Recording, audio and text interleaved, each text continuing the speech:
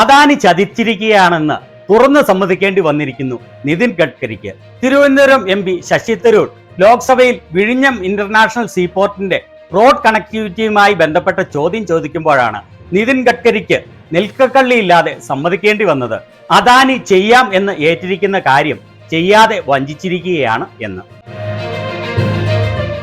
അടുത്ത മാസം കമ്മീഷൻ ചെയ്യേണ്ട വിഴിഞ്ഞം പോർട്ടിന്റെ ഹൈവേയുമായി ബന്ധിപ്പിക്കേണ്ട ഇടനാഴി ഇതുവരെ നിർമ്മിക്കാത്തതിനെ കുറിച്ച് ഇവിടെ ചോദ്യം ചോദിക്കുകയാണ് Sasi Tharoor.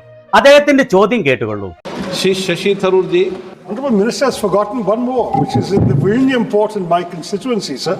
As you know, the government is supposed to have worked with the state government, with the NHAI, to expedite approvals for interim and permanent cloverleaf intersection road connectivity to the Viഴിഞ്ഞം International Seaport, which, as you know, is supposed to be commissioned next month, sir.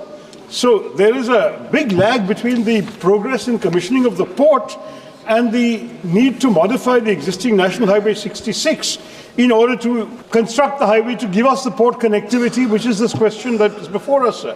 What steps are you being able to take, sir, with the state government and the NHAI to ensure that this is done in a timely manner?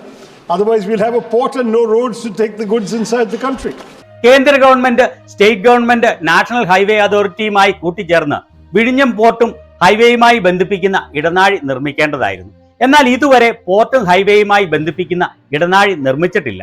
അതുവഴി സംഭവിക്കാൻ പോകുന്നത് റോഡുമായി ബന്ധമില്ലാത്ത ഒരു port ഉണ്ടാവും എന്നുള്ളതാണ്. ഇത് പരിഹരിക്കാനുള്ള എന്ത് നടപടിയാണ് സ്വീകരിച്ചിരിക്കുന്നത് എന്നാണ് ചോദിക്കുന്നത്. ഇതിനുള്ള നിതിൻ ഗഡ്കരിയുടെ മറുപടിയാണ് കേൾക്കേണ്ടത്. What Mr. Shashi Tharoor is telling is very, very important. And at the time when I was shipping minister, I sanctioned that port. The problem is that the port as a private party taken by Adani Port. And now previously they have already committed me that they will make that roads. But now presently they are back out and now there are some problem. Just 4 or 5 days before, I have a long meeting with the chief minister and we are now calling them. I will find out some way out because you are very, very important as without road connectivity, there is no use of the port. So within 8-10 days, I will find out the way out. Already it is in the process and we will do it. Nitin Gadkari ഇതിന് പറയുന്ന മറുപടി അദാനിക്ക് ഈ port തീരെഴുതി കൊടുത്തതാണ്. അന്ന് വാക്ക് നൽകിയതാണ് ഹൈവേയും പോർട്ടിനെയും connect ചെയ്യുന്ന road നിർമ്മിക്കുമെന്ന്. എന്നാൽ അദാനി ചില കാരണങ്ങൾ കൊണ്ട്, ചില പ്രശ്നങ്ങൾ കൊണ്ട് അതിൽ നിന്ന് പിന്മാറിയെന്ന്. ഏതായാലും ബന്ധപ്പെട്ടവരെയൊക്കെ വിളിച്ച് 8-10 ദിവസത്തിനുള്ളിൽ ഇതിന് ഒരു പരിഹാരം ഉണ്ടാക്കാമെന്ന് സമ്മതിച്ചിരിക്കുകയാണ് മന്ത്രി.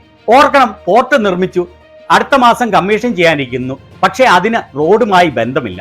റോഡ് ഇല്ലാത്ത പോർട്ട്. അദാനി സമ്മതിച്ചതാണ് റോഡ് നിർമ്മിക്കാമെന്ന്, പക്ഷേ ഇപ്പോൾ വിസമ്മതിക്കുകയാണ്. ഇതിനെക്കുറിച്ച് സുപ്രിയ ശ്രീനാഥ് പറയുന്ന അർത്ഥവത്തായ കാര്യം ശ്രദ്ധയോടെ മനസ്സിലാക്കേണ്ടതാണ്. അവർ പറയുന്നതിന്റെ 3-ാം പാരഗ്രാഫ് മുതലുള്ള കാര്യങ്ങൾ നോട്ട് ചെയ്തുകൊള്ളൂ. ഇതാണ് ഒരു കുത്തക ഉണ്ടാക്കുന്നതിന്റെ ദൂഷ്യവശങ്ങൾ.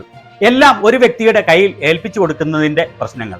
അയാൾ എപ്പോൾ വേണമെങ്കിലും കൈമലർത്തി നടന്നു കളയും.